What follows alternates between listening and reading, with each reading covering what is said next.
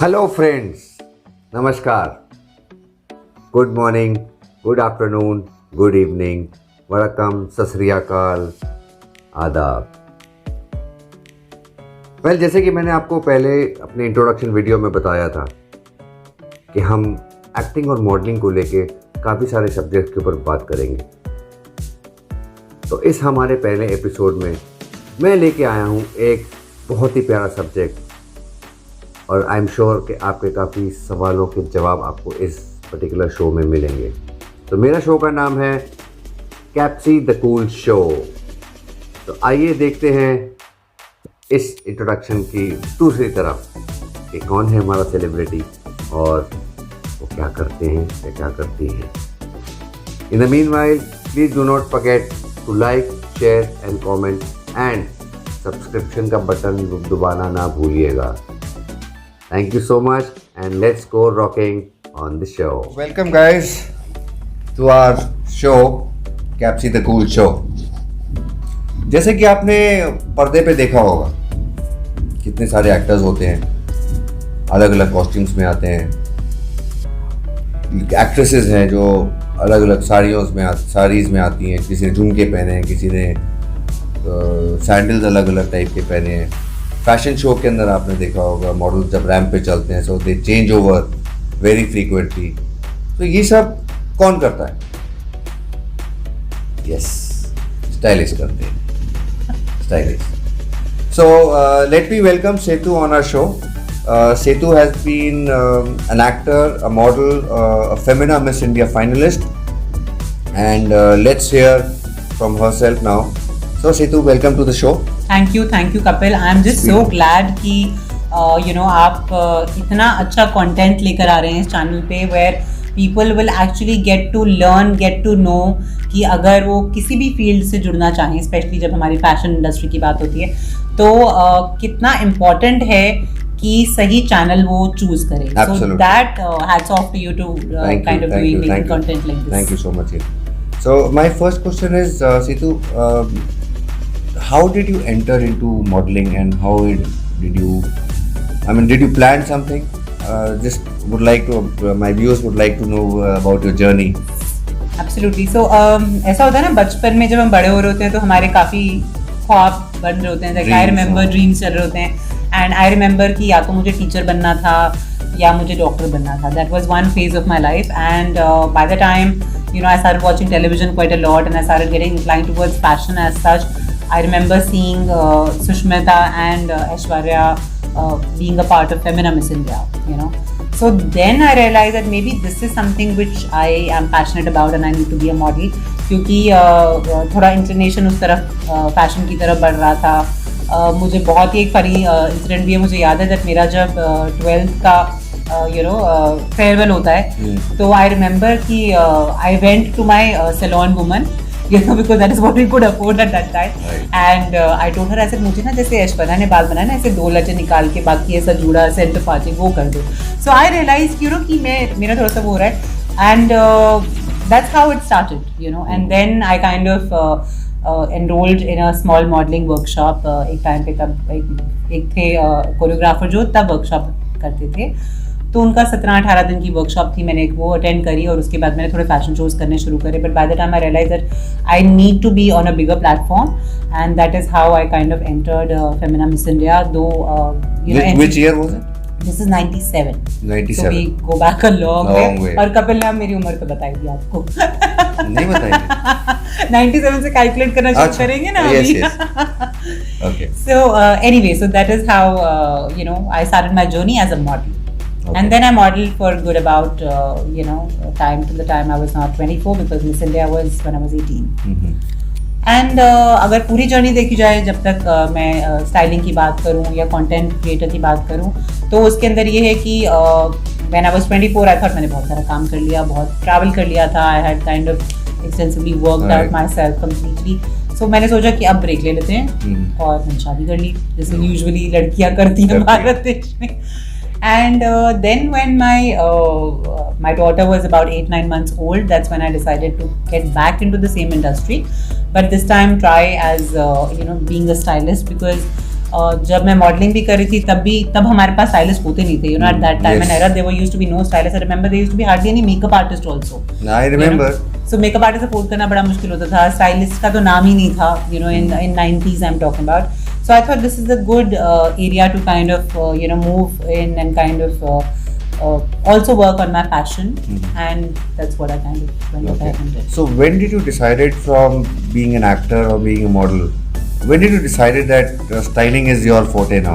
So basically acting का कपिल को ज़्यादा पता है because ये मेरे पति बन चुके हैं। I have been fortunate enough to work with her as a husband. And so acting just came, it's not something which I was kind of deciding on. I was very keen on kind of doing styling, but जैसे हम सबको पता है जो पर्दे पे दिखता है पर्दे के पीछे, ये दो अलग अलग चीज़ें हैं। स्टाइलिस्ट पर्दे के पीछे वाला काम है, एक्टिंग पर्दे के आगे वाला काम है। और so acting happened by fluke that people kind of looked at me and said you should have also auditioned, या आप भी कर लेते हैं एक्टिंग, या अपने इंट्रो वीडियोस भेज दो जैसे कि करते हैं, लुक टेस्ट भेज दो। So that happened by chance. Styling I chose, and because of the acting and the styling, I guess the third part which जो मेरा Instagram है content creating का, वो अपने आप फॉर्मेट में आने लग गया। and because of COVID हम सबको पता है हम सब घर में ही लॉक थे, so that is the time I kind of had pushed myself to do that. Instagram से याद आया, she has 25,000 plus, I think 25,000 60,000 some followers. I wish 60,000 उन्होंने सही बोला, I wish वो हो जाए। And I think उतना ही है approximately. So which is good, very good as far as Instagram is concerned. So Setu, what message would you like to give to a newcomer? उसको कैसे एंट्री करना चाहिए, या किसी स्टाइलिस्ट के साथ असिस्टेंट बन जाए, या कोई कोर्स कर ले? What do you suggest to our viewers जो इस लाइन में आना चाहेंगे, इंटरेस्टेड हो? So honestly कपिल, दोनों ही तरीके से ही हैं। There are institutes जो स्टाइलिंग को एज अ सब्जेक्ट पढ़ाती हैं, जैसे पर्ल अकेडमी ऑफ फैशन है। और अगर आप उतना टाइम उतना पैसा because courses are expensive to do and they take about 3 to 5 years to do, अगर आप उतना पैसा लगा के वहाँ पढ़ना चाहते हैं वो एक एंगल है।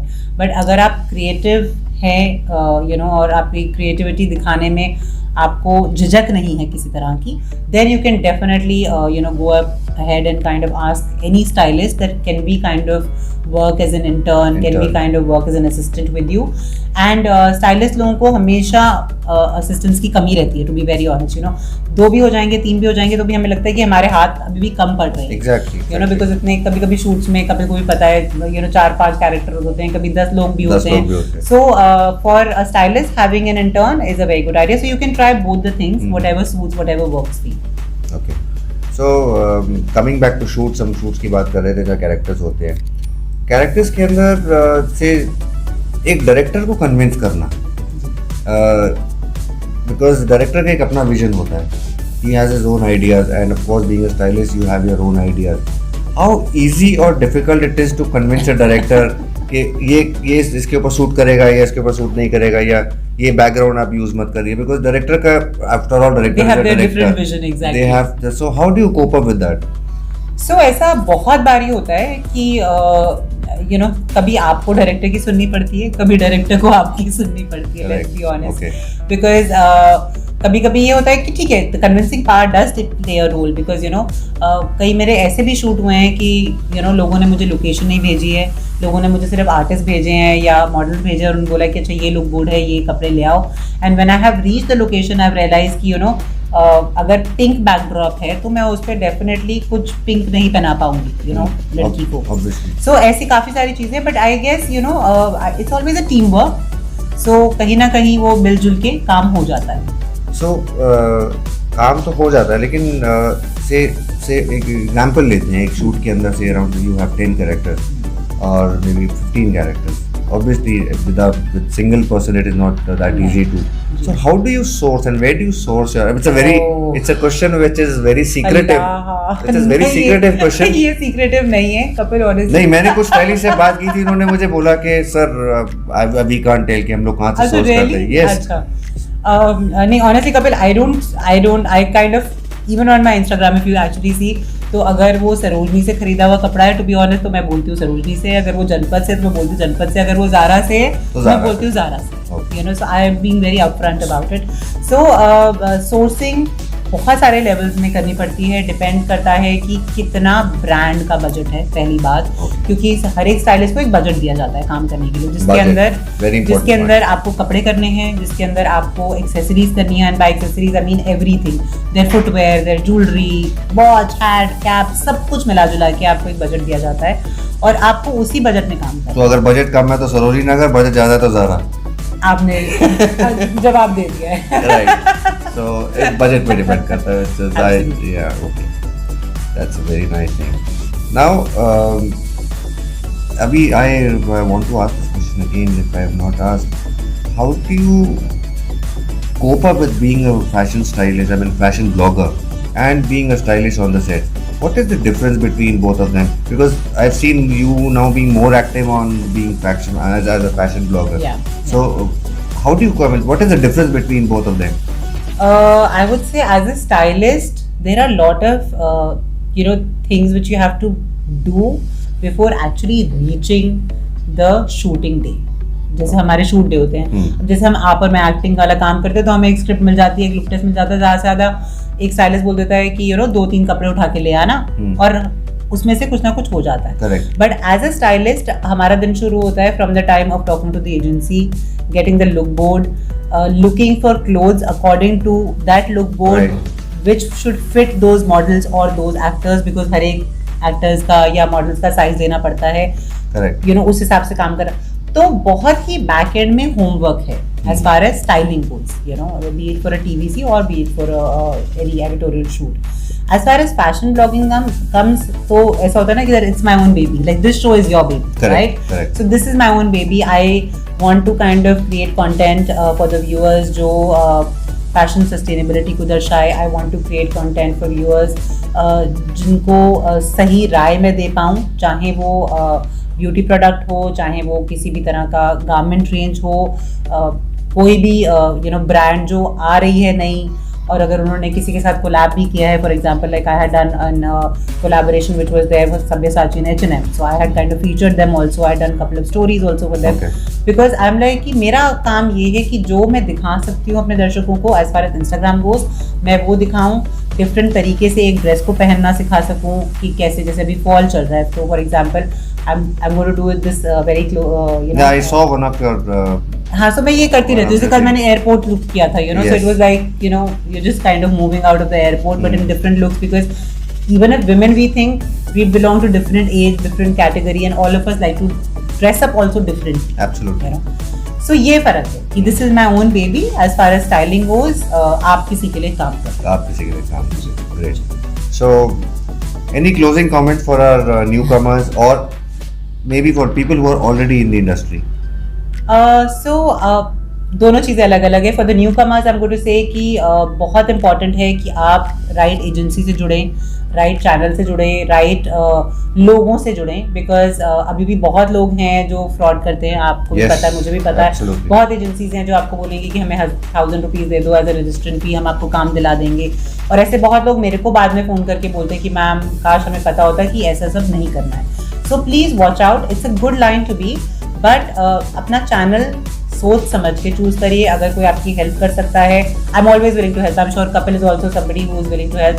अगर आप हमें मैसेज करेंगे, डीएम करेंगे, be it on any source, Facebook हो गया और इंस्टाग्राम हो गया, we will be willing to help you out in kind of reaching out to the right people. That is important.